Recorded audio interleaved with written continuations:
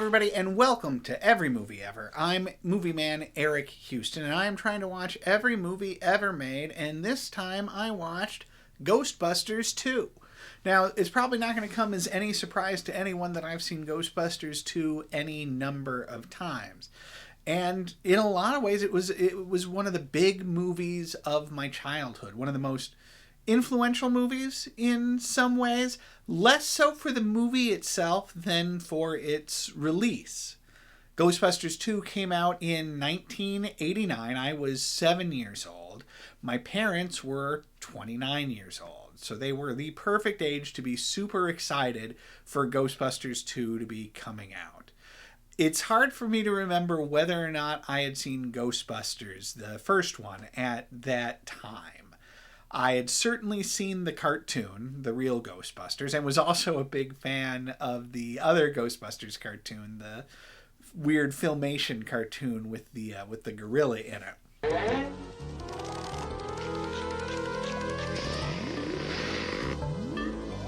There's one of them! Grab him!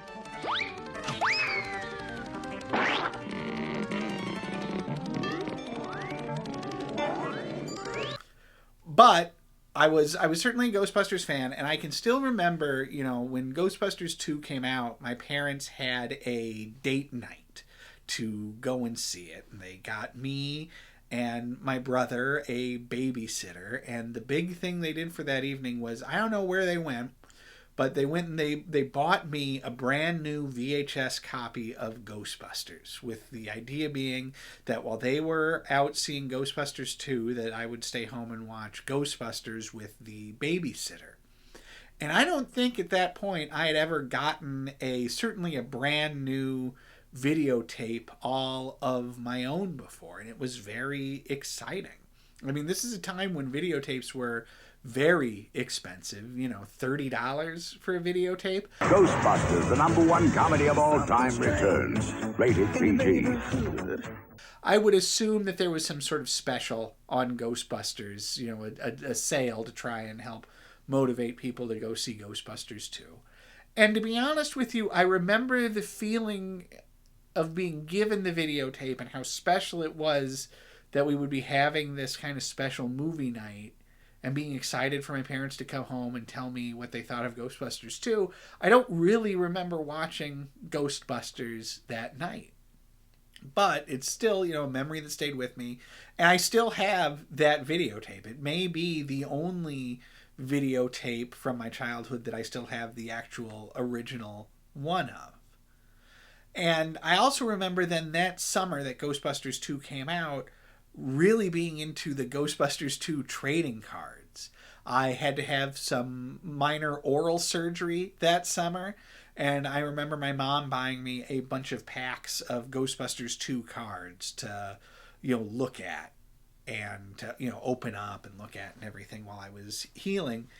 And that's another thing that people my age can, I'm sure, really appreciate, was that in a time when, we had videotapes, we had video rental stores, but videotapes were kind of expensive. You maybe didn't get to go to the rental store that often.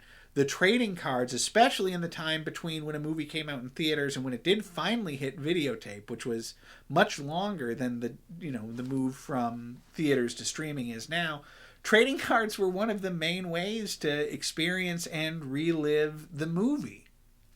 I don't remember when I first saw Ghostbusters 2 at home, but it was an ever-present movie of my childhood. It is not a movie that I think I ever thought of as better than Ghostbusters. Ghostbusters is a movie really unlike any other, and the level of irreverence it brings to what I think is kind of a standard 50s scientists versus a thing movie is kind of unparalleled in the sort of action adventure comedy genre. Ghostbusters really is the template and really is unbeaten. I would say, though, for a lot of my life, I probably thought Ghostbusters 2 was as good as Ghostbusters, and there are still parts of the movie that stand out to me. I do like when they drive the Statue of Liberty around, even though that's really silly. I do like Vigo the Carpathian. He looks great.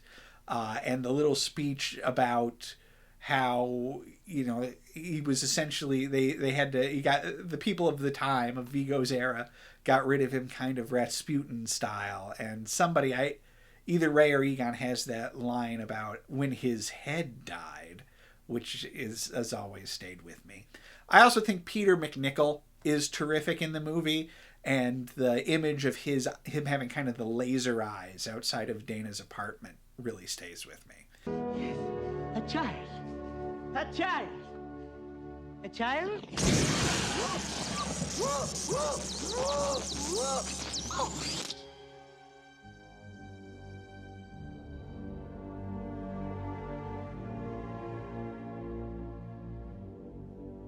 A child. Now, that said, the movie is sort of non-functional. The idea that the Ghostbusters are out of business at the beginning of the movie and everybody has sort of forgotten that ghosts exist is a very weird thing, and it's something that has continued to plague the franchise through these more recent movies. This idea that we always need to reset to a world where, you know, the Ghostbusters aren't a going concern is a very strange one. Ghostbusters 2 is not very funny. It has some memorable elements, but, you know, as much as I may remember and like the Statue of Liberty thing, it is dumb. It's very dumb and doesn't make a lot of sense. It's not a particularly funny movie. The performances are much more muted, particularly from Bill Murray, who does not seem like he wants to be there. Dana's involvement is almost nonsensical, and it really plays into a thing in the movie where the movie's sort of trying to just redo the same plot as Ghostbusters, a problem which has plagued the more recent Ghostbusters sequels as well. The other character who, you know, gets done really dirty is Janine. Janine has kind of an incredible look in this movie. Her look here is one that has definitely been burned into my psyche, but it doesn't make any sense for the character. Moving her romantic interest from Egon to Louis Tully makes absolutely zero sense. The Janine character has been kind of completely thrown out the window so that they can try and do a Janine that's a little bit more in keeping with the cartoon, which you sort of understand, but it's such a different thing from the energy that Annie Potts brought to the first movie as to really be nonsensical. Ghostbusters, what do you want? So yeah, Ghostbusters 2, looking back at it now, is really a mixed bag of a movie that truly on a fundamental does not work, but still has enough residual juice and enough talent in front of the screen to make it at the very least watchable. Ghostbusters 2, 3 stars.